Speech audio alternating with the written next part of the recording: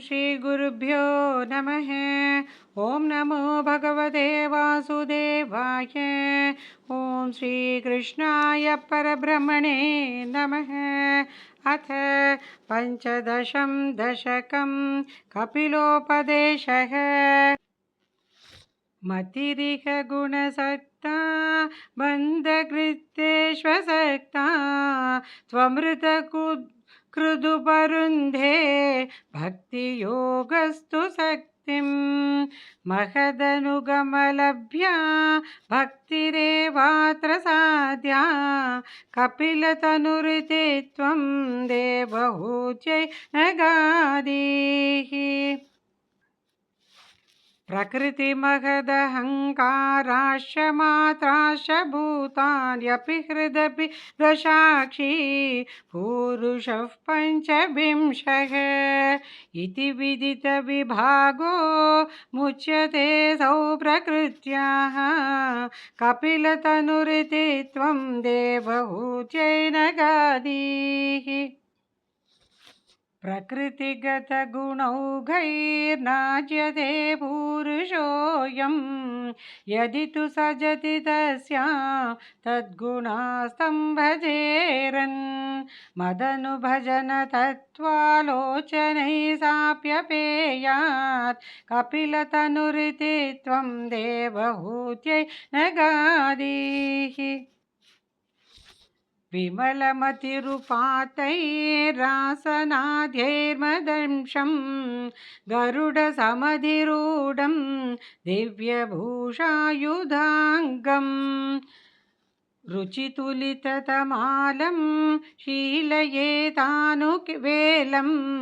कपिलतनुरिति त्वं देवहूत्यै नगादिः।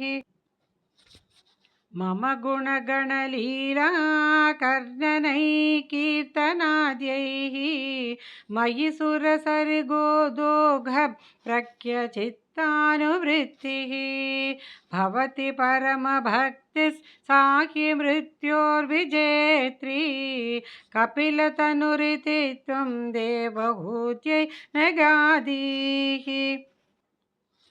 अहह बहुलहिंसा सञ्चितार्थैः कुटुम्बं प्रतिदिनमनुपुष्णन् श्रीजितो बाललाली विशतिः गृहसक्तो यातनामय्यभक्तः कपिलतनुरिति त्वं देवहूत्यै नगादिः। युवति जठरखिन्नो जातबोधोऽप्यकाण्डे प्रसवगलितबोधपीडयोल्लङ्घ्य पाल्यं पुनरपि बत मुद्यत्येव तारुण्यकाले कपिलतनुरिति त्वं देवहूत्यै नगादिः। पितृसुरगणयाजी धार्मिको यो गृहस्थः स च विपतति काले दक्षिणार्धोपगामी मयि निहितमकामं कर्मदूदपदार्थं कपिलतनुरिति त्वं देवहूत्यै नगादिः। इति सुविदितवेद्यां देवहे देवहूतिं क्रतनुतिमनुगृह्य त्वं गतो योगिसिंहैः विमलमतिरथासौ भक्तियोगेन मुक्ता त्वमपि जनहितार्थं वर्तसे प्रागुदीच्याम्। परम किमु बहुक्त्या त्वत्पदाम्भोजभक्तिं सकलभयविनेत्रीं सर्वकामोपनेत्रीं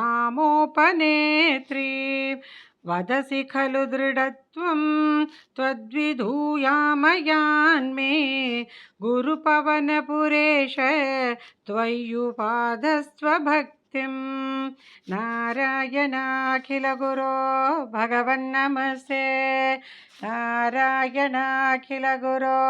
भगवन्नमस्ते।